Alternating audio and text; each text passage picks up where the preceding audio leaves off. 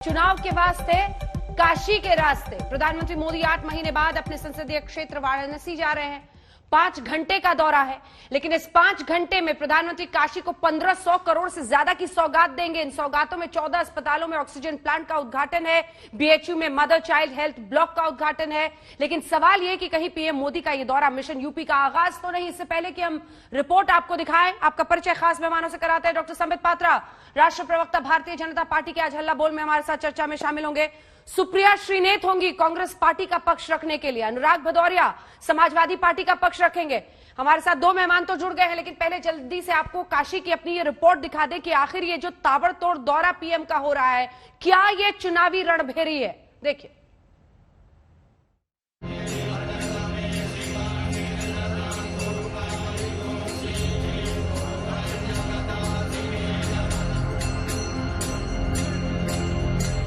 पूरे जतन के साथ जल, दूध, दही, रोली, चंदन से किए गए वंदन में भोले के आगे बीते दिन ये योगी का समर्पण है। काशी में बाबा के दर पर योगी पहुंचे।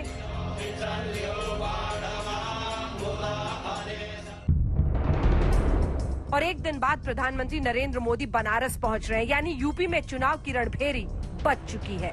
क्योंकि काशी से खुलेगा 2022 में लखनऊ का रास्ता और लखनऊ से फिर 2024 में खुलेगा दिल्ली का द्वार। न मुझे किसी ने भेजा है, न मैं यहाँ आया हूँ, मुझे तो माँ गंगा ने बुलाया है। शिव की नगरी को प्रधानमंत्री ने चुना और इस बनारस ने मोदी को गले लगाया, तो यहीं से फिर यूपी के महाभारत की शुरुआत की तैयारी है। यूपी योगी को ही चुने, ये उसी की कवायद है। सत्ता संघर्ष में प्रधानमंत्री के लिए काशी ही सबसे बड़ी सियासी कुरुक्षेत्र बनी, चाहे 2014 हो या 2019। और 2022 के रण से पहले बीजेपी के सबसे कद्दावर सियासी महायोद्धा पीएम मोदी काशी आएंगे, तो यूपी के मुख्यमंत्री योगी आदित्यनाथ भी विरोधियों के सामने ताल ठोकते नजर आएंगे। कल सुबह फिर काशी में मोर्चा संभालेंगे योगी आदित्यनाथ। केंद्र में माननीय प्रधानमंत्री श्री नरेंद्र मोदी जी के नेतृत्व की सरकार के माध्यम से, प्रदेश में आदरणीय योगी आदित्यनाथ जी के नेतृत्व में हमारी प्रदेश सरकार के माध्यम से जो काम किया गया है, उस काम के बूते हमें पूरा भरोसा है कि हम 2022 में फिर 300 से ज्यादा सीटें जीत करके उत्तर प्रदेश में सरकार बनाएंगे। चाहे मुंगेरी लाल के हसीन सपने कोई भी देखे, चाहे कोई गठबंधन करे, कोई तिकड़म करे, कोई साजिश करे, वो सफल नहीं हो पाएंगे। हम भाजपा को हटा रहे हैं माननीय अखिलेश यादव जी के नेतृत्व में, और हटा ही नहीं रहे हैं। 2022 में भारतीय जनता पार्टी 50 सीटों के अंदर रहेगी। दूसरी लहर के बाद ये प्रधानमंत्री का 8 महीने बाद बनारस का दौरा है और वो सौगातों की झड़ी लगाने वाले हैं। प्रधानमंत्री वाराणसी में करीब 5 से 6 घंटे रहेंगे। प्रधानमंत्री मोदी लगभग 1600 करोड़ की परियोजनाओं का लोकार्पण करेंगे। पीएम 10 परियोजनाओं का शिलान्यास भी करेंगे। बनारस हिंदू विश्वविद्यालय में उनका संबोधन होगा। आईटी खेल मैदान में करीब 6000 लोग पहुंचेंगे, जिसमें शहर के प्रबुद्ध लोग और पार्टी के कार्यकर्ता होंगे। साथ ही यहाँ 150 कोरोना वॉरियर्स से भी उनका संवाद होगा। प्रधानमंत्री बनारस के सिगरा में रुद्राक्ष अंतर्राष्ट्रीय कन्वेंशन सेंटर का उद्घाटन करेंगे। 2015 में जापान के प्रधानमंत्री के साथ जब वाराणसी आए थे पीएम, तब इसकी रूपरेखा तैयार हुई थी। जापान और भारत के सहयोग की निशानी के तौर पर ये कन्वेंशन सेंटर वाराणसी को समर्पित होगा। प्रधानमंत्री मोदी अपने लोकसभा क्षेत्र वाराणसी आने वाले हैं। 15 जुलाई को वो वाराणसी में 8 महीने के बाद आ रहे हैं और इस दिन वाराणसी के लोगों को बड़ी बड़ी सौगातें देंगे।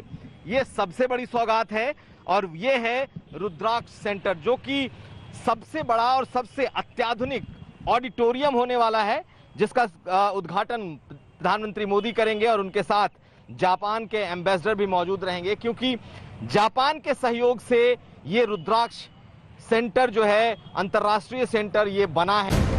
प्रधानमंत्री कई और सौगात देंगे। काशी विश्वनाथ कॉरिडोर का जायजा भी ले सकते हैं। साथ ही बाबा विश्वनाथ मंदिर के पास मल्टी लेवल पार्किंग बनेगा। वाराणसी में सीवेज सिस्टम का उद्घाटन भी करेंगे पीएम। वाराणसी के 14 अस्पतालों में ऑक्सीजन प्लांट का उद्घाटन करेंगे। राजघाट से 80 घाट तक क्रूज बोट का संचालन भी शुरू करेंगे। कुल 68 छोटे बड़े उद्घाटन और शिलान्यास प्रधानमंत्री मोदी कल वाराणसी में करेंगे। इस ताबड़तोड़ दौरे के जरिए काशी नहीं, पूर्वांचल पर पंचायत चुनाव में अपने खिसकते प्रभाव को साधने की कोशिश करेगी बीजेपी। वहीं यूपी में 350 पार करने का दावा अखिलेश यादव भी कर चुके हैं। वो आम आदमी पार्टी की तर्ज पर मुफ्त बिजली और सरकारी नौकरियों के वादों पर दाव आजमा रहे हैं और मायावती भी अपने पारंपरिक वोट बैंक भरोसे बम्पर जीत का दावा ठोक चुकी हैं। आगामी होने वाले विधानसभा चुनाव में बीएसपी की जरूर सरकार बनाएगी, लेकिन इसके लिए यहाँ बीएसपी के लोगों को विरोधी पार्टियों के सभी साम दाम दंड भेद आदि हथकंडों से भी जरूर सावधान रहना है। समाजवादी पार्टी बहुमत की सरकार बनाई हो, जो मैंने पहले कहा था आपसे कि उत्तर प्रदेश में 350 से ज्यादा समाजवादी पार्टी के सहयोगी दल मिलकर के जीतेंगे। इधर कांग्रेस पार्टी में अपने नेतृत्व को लेकर सवाल है तो शिवसेना सांसद संजय राउत ने भी कांग्रेस के चेहरे को नकारते हुए शरद पवार का नाम आगे कर दिया है। ना, मुझे तो लगता है कि आज सबसे सीनियर नेता शरद पवार साहब है, जिनको सब लोग चाहते हैं। जो लोग आज यूपीए में भी नहीं है, एनडीए में भी नहीं है, वो लोग भी चाहेंगे कि शरद पवार साहब के हाथ में नेतृत्व इस फ्रंट का होना चाहिए। अगर अपोजिशन का कोई फ्रंट बनता है 2024 के लिए, तो इस फ्रंट का लीडरशिप नेतृत्व पवार साहब के पास अगर जाता है तो अकाली दल से लेकर बड़े बड़े और भी लोग हैं जो ना एनडीए में है ना यूपीए में। हालांकि खबर है कि प्रियंका वाड्रा गांधी भी 16 जुलाई को लखनऊ दौरे पर जाएंगी और यूपी प्रचार का आगाज कर सकती हैं। यूपी के इस महाघमासान से एक दिन पहले मिडिल क्लास को साधने के लिए कुछ कैबिनेट फैसले भी लिए गए हैं। सरकारी कर्मचारियों के लिए महंगाई भत्ते की बहाली का फैसला किया गया, जैसे डीए को 17% से 27% किया गया है। ये फैसला 1 जुलाई से लागू होगा। 50 लाख कर्मचारियों और 61 लाख पेंशनधारियों को फायदा होगा। सरकार ग्रामीण भारत की योजनाओं पर 9,800 करोड़ रुपया खर्च करेगी। पशुपालन के लिए भी एम्बुलेंस सेवा शुरू की जाएगी। 12,000 आयुष हेल्थ सेंटर्स खोले जाएंगे। साफ है कि बीजेपी प्रधानमंत्री के इस दौरे के साथ 2 रास्तों पर अपने चुनावी प्रचार को दौड़ाएगी। एक काशी नगरी यानी शिव की धरती से हिंदुत्व का जोर खुद ब खुद होगा, तो दूसरी तरफ एक के बाद एक धड़ाधड़ उद्घाटन के साथ विकास की छवि पर भी दांव लगाएगी। कुमार अभिषेक के साथ आज तक ब्यूरो। तो जुड़ गए हैं हमारे साथ सभी मेहमान। डॉक्टर संबित पात्रा भी हमारे साथ जुड़ गए हैं, सुप्रिया श्रीनेत हमारे साथ बनी हुई है, अनुराग भदौरिया हमारे साथ समाजवादी पार्टी के बने हुए हैं। लेकिन इससे पहले की चर्चा की शुरुआत करें, देखिए बनारस के और भी कई मायने हैं। जरा आपको हम समझा दें कि पूर्वांचल में बनारस आखिर क्यों इतना महत्वपूर्ण है। 8 महीने बाद प्रधानमंत्री काशी चले हैं, लेकिन वाराणसी को जो वो 1500 करोड़ से ज्यादा की सौगात दे रहे हैं, क्यों अहम है ये दौरा? सबसे पहले 2022 के लिए पूर्वांचल पर खास नजर है। पंचायत चुनाव में परफॉर्मेंस कैसी रही है, इन सब पर चर्चा करेंगे। अखिलेश और प्रियंका ने पूर्वांचल पर अपनी नजर टिकाई हुई है। खास तौर पर प्रियंका वाड्रा भी पिछले चुनाव में भी उन्होंने बहुत वहां ताकत आजमाई थी। राजभर ओवैसी के गठबंधन का फोकस भी पूर्वांचल पर काफी हद तक है और इसीलिए ये हिस्सा बहुत यूपी में बीजेपी के लिए अहम है। संजय निषाद बीजेपी से नाखुश हैं, ऐसे में क्या वहां पर मामला फिट बैठता है, कैसे अटकता है, ये सब नजर रहेगी। पूर्वांचल के जो ओबीसी हैं और अति पिछड़ा वर्ग है, उस पर बीजेपी की नजर है। वो चाहते हैं कि ये हमारी तरफ रहे, तो उससे उनको एक बड़ा पुश मिलेगा। जिला पंचायत अध्यक्ष जो चुनाव हुए थे, उसमें पूर्वांचल में 8 में से 4 सीटों पर ही बीजेपी की जीत हुई थी, यानी मामला 50-50 का यहां पर अटका हुआ है। तो पूरे पूर्वांचल को इसके जरिए बूस्ट देने की कोशिश होगी।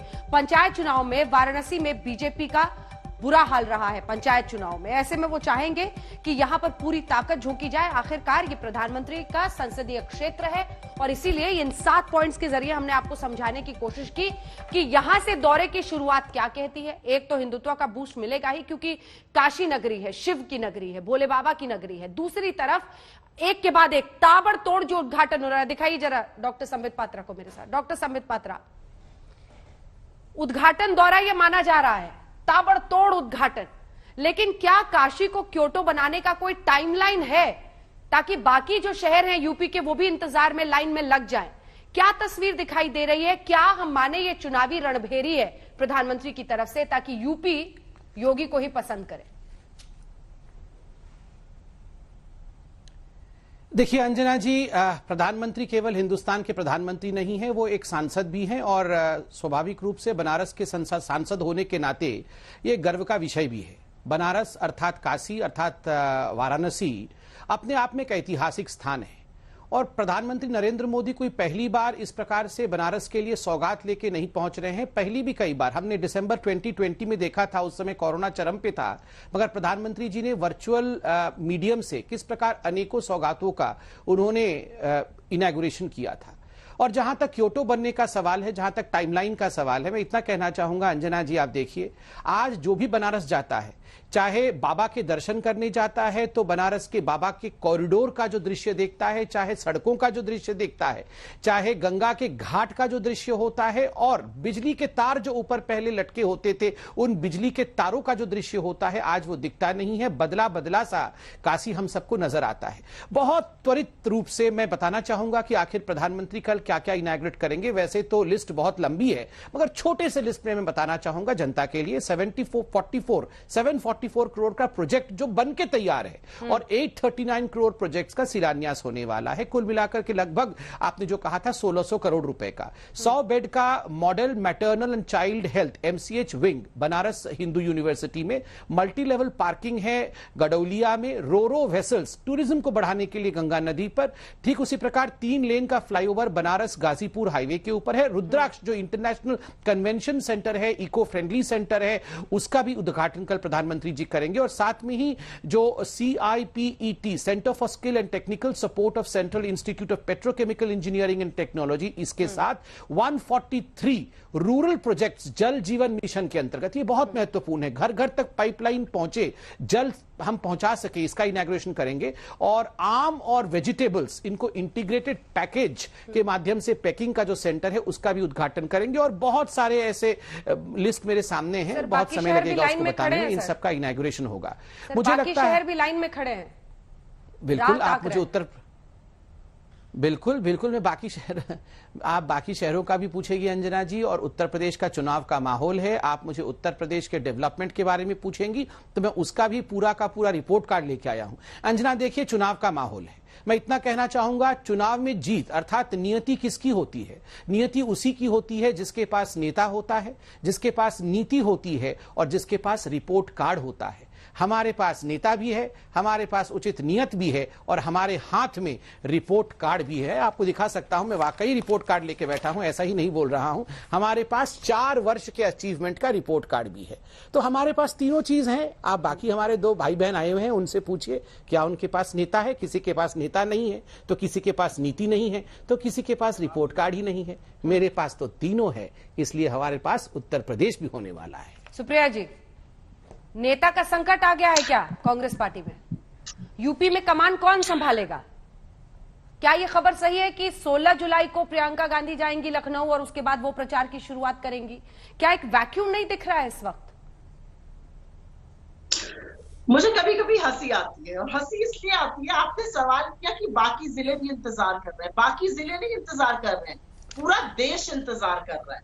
पता है क्यों इंतजार कर रहा है? क्योंकि मोदी जी को देश ने बड़े प्रेम से चुना था, और जिस तरह का धोखा मोदी जी ने इस पूरे देश को दिया है, ये देश उनसे सवाल पूछ रहा है। और वाराणसी भी उनसे सवाल पूछ रहा है, वाराणसी उनसे बहुत सवाल पूछ रहा है। वाराणसी पूछ रहा है बाबा की इस नगरी में 350 मंदिर क्यों तोड़ दिए गए और उनका मलबा पाइपलाइन के जरिए क्यों गंगा में डाल दिया गया, जिससे गंगा का एकमात्र चंद्राकार बदल रहा है, हमारी मान्यताओं के साथ खिलवाड़ हो रहा है। वाराणसी ये पूछ रहा है कि क्यों पूर्वांचल के 10 जिले जिसमें वाराणसी भी शामिल है, वहां पर एक सप्ताह में 50% वैक्सीनेशन गिर गया है। वाराणसी में मात्र 1000 लोगों का वैक्सीनेशन हो रहा है। ये वाराणसी प्रधानमंत्री मोदी से पूछना चाहता है। वाराणसी पूछना चाहता है कि तीसरी कोरोना की वेव दस्तक दे रही है दरवाजे पर, कहां है वो ICU, कहां है वो वेंटिलेटर? वाराणसी जानना चाहता है कि राजेंद्र मिश्रा जी की मौत क्यों हो गई। वाराणसी जानना चाहता है कि चन्नूलाल मिश्रा जी जो प्रधानमंत्री मोदी के प्रस्तावक थे, उनकी बेटी के मौत के साथ खिलवाड़ कैसे हुआ, कैसे पैसे की वसूली करी जा रही थी वाराणसी में, किस तरह से व्यवस्था पूरी तरह से चरमरा चुकी थी, कोई अस्पताल ही नहीं था, कोई ऑक्सीजन ही नहीं था, और राजेंद्र मिश्रा जी की तो बिना ऑक्सीजन के इस देश में बात हुई। ये सारे सवाल पूछेगा। लेकिन वाराणसी और भी पूछ रहा है, वाराणसी पूछ रहा है कि सीवर व्यवस्था जो थी वो ध्वस्त होकर और खत्म क्यों हो गई, क्यों कूड़ों का ढेर वो शहर बन गया, क्यों गंगा का चंद्राकार बदल रहा है। 1 मिनट, मैं पहली बात बोलूं फिर आप बोलिएगा।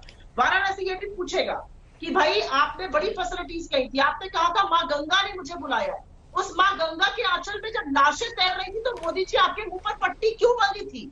ये काशी की नगरी, ये बाबा की नगरी, ये वाराणसी मोदी जी से पूछ रहा है। आप कितने भी घंटे बजा लीजिए, जो ईश्वर है ना वो सब देखता है, और ईश्वर के बनाए हुए बंदे सब देख रहे हैं, और वो मोदी मेरा जी से सवाल सुप्रिया जी आपने सुना ही नहीं है। मेरा सवाल सुना ही नहीं या जानबूझ के किनारा कर लिया?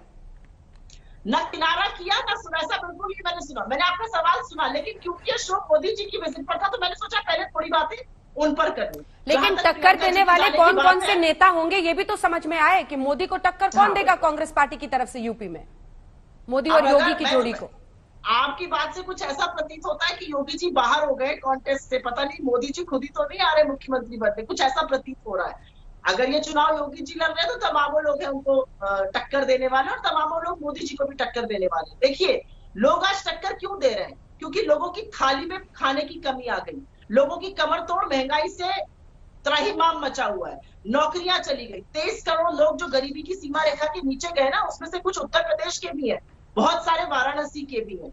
तो ये सवाल आज नहीं बनता। और आपने जो उत्तर प्रदेश की बात की, मैं तीसरी बार आपसे पूछूंगी सुप्रिया जी, ऐसा लग रहा है कि आज आप लीडरशिप के मामले में कुछ बोलना नहीं चाह रही है। मैंने मोदी और योगी की जोड़ी कहा था, एक सेकंड, मोदी और योगी की जोड़ी की बात की है, ये सबको पता है कि पीएम कौन है, सीएम कौन है। मैं तो ये कह रही हूँ कि मोदी योगी की जोड़ी को कांग्रेस पार्टी से यूपी में कौन टक्कर देगा, ये मेरा सिंपल सा सवाल है।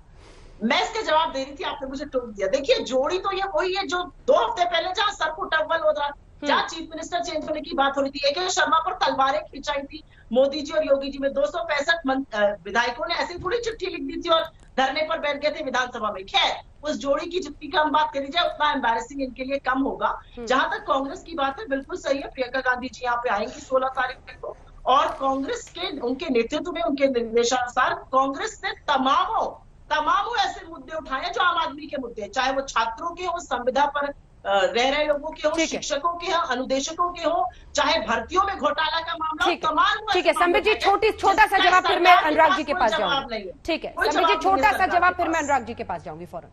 चलिए,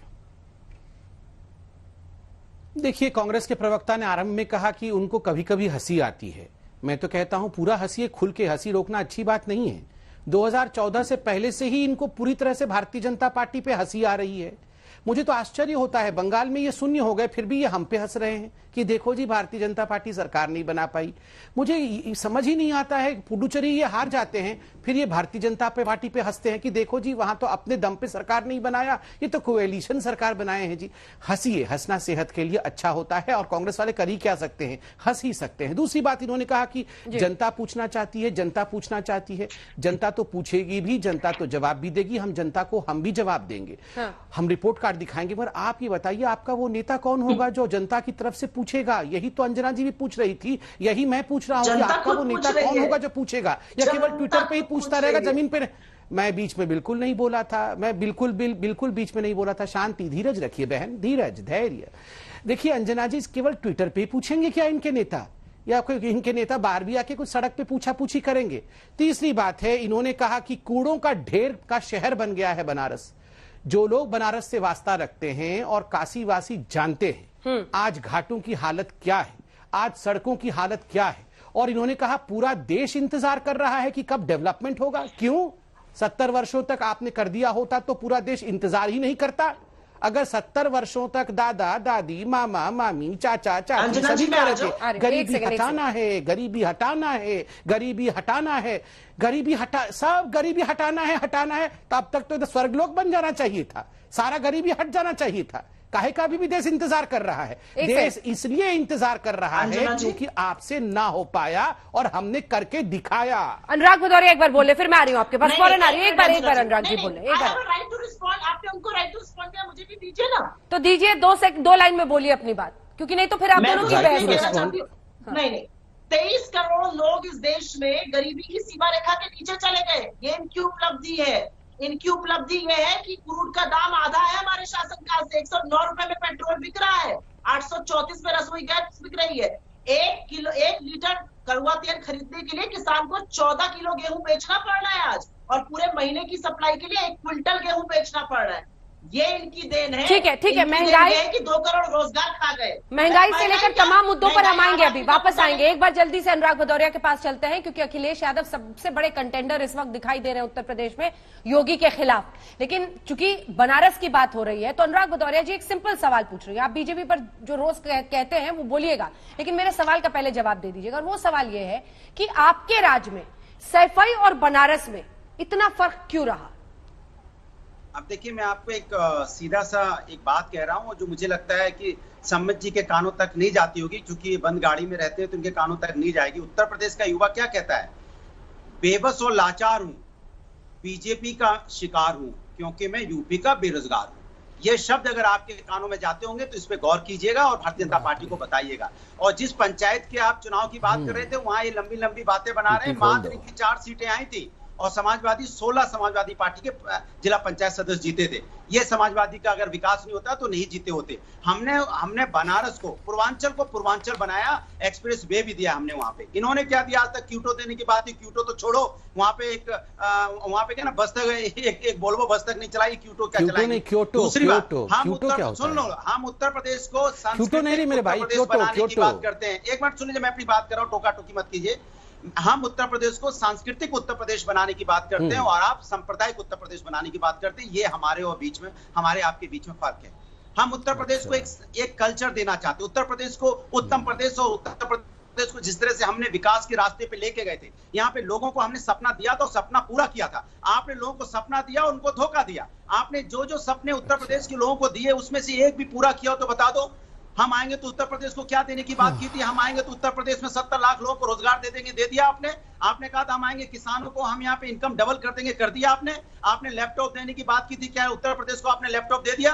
गड्ढा मुक्त करने की बात की थी, क्या उत्तर प्रदेश को आपने गड्ढा मुक्त कर दिया? नहीं किया ना। आपने कहा था महिलाओं का अत्याचार यहाँ खत्म होगा, उत्तर प्रदेश महिलाओं के अत्याचार में नंबर 1 हो गया। ये आपने उत्तर प्रदेश को एक जंगल राज और गुंडा राज बना के रख दिया है। जो देखने को मिला पंचायत के चुनाव में, सबने देखा किस तरह से आप पुलिस प्रशासन के साथ मिलके यहाँ पे लोकतंत्र की हत्या कर रहे थे, तानाशाही स्थापित कर रहे थे। इसलिए आप उत्तर प्रदेश को आपने समझ रखा है कि हम उत्तर प्रदेश इतना आसान है, जाएंगे झूठा जुमला फेंकेंगे, क्योंकि आपने झूठे जुमले का आतंकवाद पूरे देश में फैला रखा है। झूठ और जुमले का आतंकवाद जिससे पूरा हिंदुस्तान परेशान है। बनारस उत्तर प्रदेश ही नहीं, और यहाँ पे जो आपके योगी जी बैठे हैं ना, ये योगी जी जाने वाले हैं, चिंता मत कीजिए। 2022 में योगी जी चले जाएंगे, क्योंकि उत्तर प्रदेश की जनता जान गई है ये योगी जी कुछ करने वाले नहीं है। ये अच्छी अच्छी बातें करने आते हैं यहाँ पे। अपराधी उत्तर प्रदेश छोड़ के चले जाए, उत्तर प्रदेश में रहेंगे तो या तो नीचे रहेंगे या ऊपर चले जाएंगे। और ये गोली चला रहे हैं, चाबी खत्म हो जाएगी, बंद कर दीजिए इनकी।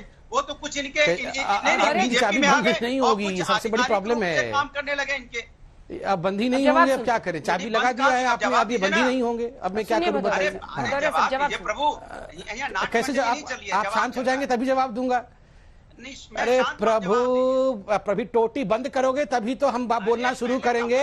मेरे भाई भदौरिया जी, अब बंद तो हो जाओ थोड़ी देर के लिए। जो भी गंगा से भागे हो, अरे टोटी जी बंद करो। अंजना जी जरा टोटी बंद कराएंगे तभी तो मैं बोलूंगा। बहस को डिरेल मत कीजिए प्लीज। होता रहेगा बेवजह कि आप लोगों की इन बातों में किसी को इंटरेस्ट नहीं है, हमें तो बिल्कुल नहीं है। प्लीज वापस आइए टॉपिक पर। जो आपने सवाल किए हैं उसमें जवाब सुनिए। संबित जी जवाब दीजिए।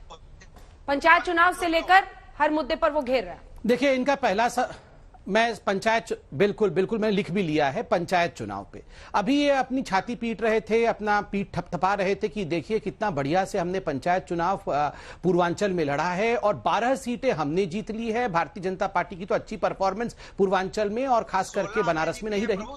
आप बताइए, कमाल का सिलेक्टिविज्म है। जब उत्तर प्रदेश में, चलो 16 जब उत्तर प्रदेश में 75 में से 67 सीटें, अंजना जी पहले तो ये नॉन स्टॉप बोलते रहते हैं, मुझे समझ में नहीं आता, ये डिबेट खराब ही करने आते हैं।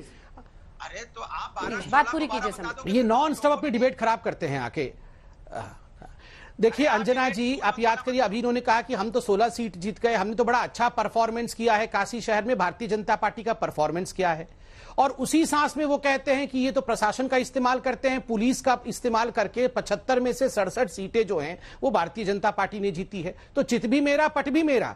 तो एक तरह से तो आज भदौरिया जी के वक्तव्य से यह साफ हो जाता है कि पंचायत चुनाव के नतीजों को देखकर आधार बनाकर भारतीय जनता पार्टी की जो सरकार आ रही है वो बहुत बड़े बहुमत के साथ उत्तर प्रदेश में आ रही है। नंबर 1। नंबर 2, इनका मुझे तो आश्चर्य हुआ, मुझे भी कभी कभी हंसने का मन करता है जब ये कहते हैं कि समाजवादी पार्टी उत्तर प्रदेश को एक सांस्कृतिक प्रदेश बनाना चाहती है। वो तो हमने देखा है, सेफई में देखा है कैसे ये सांस्कृतिक प्रदेश बना रहे थे। चुनाव के वास्ते क्या काशी के रास्ते, चर्चा इस पर हम करेंगे। डॉक्टर संबित पात्रा, सुप्रिया श्रीनेत और अनुराग भदौरिया जी बने हुए हमारे साथ। लेकिन जल्दी से आपको ये जो कन्वेंशन सेंटर, रुद्राक्ष कन्वेंशन सेंटर की बात हो रही है, भारत और जापान के सहयोग से ये बन रहा है, उसी की निशानी होगी। जल्दी से उसकी रिपोर्ट अभिषेक हमारे सहयोगी वहां पहुंचे, दिखा देते हैं। प्रधानमंत्री मोदी अपने लोकसभा क्षेत्र वाराणसी आने वाले हैं। 15 जुलाई को वो वाराणसी में 8 महीने के बाद आ रहे हैं और इस दिन वाराणसी के लोगों को बड़ी बड़ी सौगातें देंगे। ये सबसे बड़ी सौगात है और ये है रुद्राक्ष सेंटर, जो कि सबसे बड़ा और सबसे अत्याधुनिक ऑडिटोरियम होने वाला है, जिसका उद्घाटन प्रधानमंत्री मोदी करेंगे और उनके साथ जापान के एम्बेसडर भी मौजूद रहेंगे, क्योंकि जापान के सहयोग से ये रुद्राक्ष सेंटर जो है अंतर्राष्ट्रीय सेंटर ये बना है और इसकी खूबसूरती, इसके भीतर लगी तकनीक, ये तमाम चीजें बिल्कुल अत्याधुनिक हैं। इसकी वजह बता दें कि जब शिंजो आबे 2015 में वाराणसी आए थे और प्रधानमंत्री मोदी ने जब उनके साथ गंगा की लहरों की सैर की थी, तभी इसकी रूपरेखा तय की गई थी और उसके बाद से ये बनाया गया। तकरीबन 13,000 वर्ग मीटर में फैला है। इसमें बड़े ऑडिटोरियम हैं, इसमें बड़े समारोह हो सकेंगे। ये आप देख सकते हैं कि इसका नाम भी Rudraksh international cooperation and convention centre रखा गया है। इसकी तैयारी भी पूरी की जा चुकी है। प्रधानमंत्री खुद इसका उद्घाटन करने आ रहे हैं और इसकी स्थापत्य कला या इसकी सुंदरता कुछ यूं देखने को मिलती है, क्योंकि पूरा का पूरा रुद्राक्ष के नाम से ही इसे बनाया गया। और अगर आप ऊपर के इसके ऊपर देखेंगे तो रुद्राक्ष की शक्ल में कई रुद्राक्ष जैसे चीजें वहां लगाई गई हैं। 108 ऐसे रुद्राक्ष इसमें लगाए गए हैं। लेकिन इसका महत्व इसलिए भी बड़ा है क्योंकि ये उत्तर प्रदेश का सबसे अत्याधुनिक कन्वेंशन सेंटर होने वाला है, जो अंतर्राष्ट्रीय स्तर का होगा। कुमार अभिषेक, वाराणसी, आज तक। संबित जी, उद्घाटन पुश है क्या? 68 छोटे बड़े नए उद्घाटन पीएम करने वाले हैं कल। नहीं, मैंने कहा आपको, और मैं पूरा वो लिस्ट भी लेके आया हूं जिसमें उद्घाटन किन किन परियोजनाओं का होने वाला है, वो मेरे पास है। बहुत बड़ी लिस्ट है। मगर आप देखिए, उत्तर प्रदेश का सबसे बड़ा कन्वेंशन सेंटर, ये कहने के लिए तो बड़ा आसान लगता है, मगर ये कितना बड़ा विषय है। और खैर, जब ब्रेक हुआ तो ब्रेक से पहले मैं भदौरिया जी का उत्तर दे रहा था। मैं जल्दी से 2 लाइन में उनका उत्तर दे दूं, क्योंकि उन्होंने 2 और विषय कहे थे। उन्होंने कहा था गुंडाराज और उन्होंने आतंकवाद के विषय में कहा। गुंडाराज, आप याद करिए उत्तर प्रदेश में पहले किस प्रकार से, चाहे वो मुख्तार अंसारी हो, चाहे वो अतीक अहमद हो, किस प्रकार से गैंगस्टर्स का राज चलता था, किस प्रकार से चाहे तबादले होने हो, चाहे ब्यूरोक्रेटिक रिशफलिंग होनी हो, ये सब कुछ इन गैंगस्टर्स के हाथ में होया करता था। आज आप देखिए, वो मुख्तार अंसारी, तब का मुख्तार अंसारी और अब के मुख्तार अंसारी में फर्क देखिए। लोगों को कितनी बड़ी राहत मिली है। दूसरी बात, इन्होंने कहा आतंकवाद का जुमला और झूठ। मुझे तो तकलीफ होती है अंजना जी, हमने 3 दिन पहले डिबेट किया था। 2 आतंकवादी पकड़े गए थे काकोरी में, और याद करिए इनके ऊपर जिस प्रकार का चार्ज लगा था वो बहुत ही चिंताजनक था। उसके बावजूद मायावती जी और अखिलेश जी ने जिस प्रकार से उनके बचाव में वो उतर के आए थे, ये दिखाता है कि उत्तर प्रदेश में ये जो पॉलिटिकल पार्टीज हैं, खैर कांग्रेस का तो अभी वहां कुछ है नहीं नामो निशान, मगर एसपी और समाजवादी पार्टी जिस प्रकार की तिष्टीकरण की राजनीति कर रही है, अपीजमेंट की राजनीति कर रही है, ये बहुत चिंता का विषय है। और उत्तर प्रदेश की जनता इससे बचना चाहती है। 2007, 2008 में 45 लोग मारे गए थे आतंकवाद में। हो गया। हाँ, हो गया। अब देखिए, इनको शायद याद नहीं होगा, कोरोना काल का वो बनारस याद है? तड़पती हुई एक व्यक्ति ने रिक्शे में तड़पती हुई उसकी जान निकल गई, लटकी हुई लाश याद है आपको? गलियों में चीख पुकार आपको याद है बनारस की? और वो हॉस्पिटल की बद अवस्थाएं आपको याद है? राजन मिश्रा को वहां पे बेड नहीं मिला, समय से इलाज नहीं मिला, पद्म भूषण उनकी मौत हुई थी, आपको याद है? आपको तड़पता हुआ बनारस याद नहीं है, उत्तर प्रदेश याद नहीं है। वो नदियों में राजन मिश्रा जी दिल्ली में थे, अंजना जी गलत बातें ना फैलाई जाए। जानवर लाशों को नोच रहे थे, वो आपको याद नहीं है? लोग यहाँ ऑक्सीजन नहीं मिलने से पीपल के पेड़ के नीचे आशा लगाए बैठे थे। अंजना जी, आदरणीय राजन मिश्रा जी पे मुझे एक लाइन कहना पड़ेगा, यहाँ 2 बार झूठ बोला गया है। आप कमाल की बात कर रहे हैं। आप ये लोग उनकी बात करते हैं जो लोग तड़प तड़प के जिनकी मौतें हो गई, रिक्शे में लटकती हुई लाश जा रही थी। कहो तो मैं फोटो भेज दूं अभी, जिसका दम टूट गया था, जिसको वहां पे एडमिशन नहीं मिला कहीं पे। ये वो लोग हैं जो झूठ जुमले की बात और राजनीति करते हैं। इनके पास कुछ नहीं है गिनाने के लिए। अपराध आज उत्तर प्रदेश में चरम सीमा पे है। पूरी सरकार का अपराधीकरण हो चुका है यहाँ पे, और राजनीतिकरण भी उसका हो चुका है। जिस तरह से आपने पंचायती चुनाव में देखा, जिस तरह से इनके गुंडे पुलिस वालों को थप्पड़ मार रहे हैं, थप्पड़ एसपी को क्या कर लिया आपने? कुछ कर लिया? और आपकी सरकार में यहाँ पुलिस वालों का इनकाउंटर होता है। आपकी सरकार में नेता गुंडों को भगा देते हैं पुलिस की गाड़ी से छुड़ा के। ये आतंकवाद नहीं है। यहाँ महिलाओं का चीरहरण सरेआम हो रहा है। महिलाओं की सुरक्षा की बात आप करोगे। आपको उन्नाव की घटना याद नहीं? चिन्मय स्वामी आपको याद नहीं? कितने याद दिलाऊं आपको? आपको लखीमपुर की घटना गिनाऊं, या आपको बाराबंकी की गिनाऊं, या कुशीनगर की गिनाऊं, अंजना जी 10 सेकंड राजन शर्मा जी पे दीजिए। घटना गिनाऊं या बनारस की गिनाऊं? ये वो लोग हैं, हमने आपको बोला ना, ये झूठ और जुमले के आतंकवाद वाले लोग हैं। इनको झूठ और जुमले का आतंकवाद फैलाना होता है, करना कुछ नहीं है। इसका छोटा सा जवाब सुप्रिया जी बोलेंगे। सुनिए, पेपर लेके आए, उसमें गिना रहे हैं, इतनी स्कीम गिना रहे हैं। अरे भैया, धरातल पे क्या ये शांति नहीं होते अंजना जी, इनको जरा शांत कर दीजिए ताकि हम बोल सकें। इनको चाबी लग जाती तो चाबी बंद ही नहीं होती है। कमाल है। सिर्फ कागज में है, इसलिए कागजी विकास आपने किया है, क्या दिखा रहे हैं? सफेद कागज नहीं किया है। ठीक है, कागजी विकास की कोई माने नहीं होता है। कागज पे चलो अच्छा, कम से कम हमारा कागज तो लेके आए हैं आप। में अपने आप को अंजना जी अगर इनका हो गया तो जरा मैं बोल लूं। जी भदौरिया जी। ठीक, देखिए अंजना जी, पहले तो एक क्लैरिफिकेशन यहाँ बहुत आवश्यक है, बिकॉज आदरणीय राजन मिश्रा जी का नाम यहाँ पर 2 बार लिया गया है। यहाँ कांग्रेस ने भी कहा और अभी समाजवादी पार्टी ने भी कहा बनारस में ऑक्सीजन न मिलने के कारण उनकी मृत्यु हुई। ये गलत न्यूज है। हम इतने बड़े व्यक्ति के लिए इस प्रकार से झूठ न बोले। उनका जो दुर्भाग्यपूर्ण मृत्यु हुई थी वो दिल्ली में हुई थी, और वो हार्ट अटैक के कारण हुई थी। हाँ, कोरोना के समय हुआ था, वो अलग विषय है, उसको बनारस के साथ ना जोड़ा जाए। उनकी मृत्यु बनारस में नहीं हुई, ये झूठ ना बोला जाए। दूसरी बात है, एक सेकंड अंजना जी, इनको जरा आवाज कम करिए, ये नॉन स्टॉप बोलेंगे। अंजना जी, एक इन्होंने महिलाओं की सुरक्षा और चीरहरण की बात कही। महिलाओं का हमेशा सम्मान होना चाहिए, हमेशा सम्मान होना चाहिए। मगर मायावती जी के साथ इन्होंने ही क्या किया था? गेस्ट हाउस कांड। आप बताइए, ये लोग इस प्रकार से बात कर रहे हैं। चढ़ गुंडन की छाती पर मोहर लगेगी हाथी पर, ये किसका नारा था? ये जस्टिफिकेशन के लिए इस इंस्टेंस को कोट करने का क्या मतलब है संबित जी? मैं जस्टिफिकेशन नहीं कह रहा हूं, लेकिन मैं कह रहा हूं कि महिलाओं के साथ हमेशा सम्मान पूर्वक उनके साथ व्यवहार होना चाहिए। और जिस इंडिपेंडेंट कैंडिडेट ने महिला के साथ इस प्रकार का व्यवहार किया था वो आज जेल के सलाखों के पीछे है। मगर जिस प्रकार से इस पे एक हाई मोरल ग्राउंड लेने की कोशिश समाजवादी पार्टी वाले कर रहे हैं, याद करिए मायावती जी के साथ क्या किया था। और तो और अखिलेश जी ने एक पत्रकार को कहा था, महिला पत्रकार को कहा था, आपके साथ रेप हुआ है क्या, जो आप जाके रेप को कवर करना चाहती हैं। आप सोचिए, इस प्रकार की संवेदनहीनता इन लोगों के अंदर मौजूद है।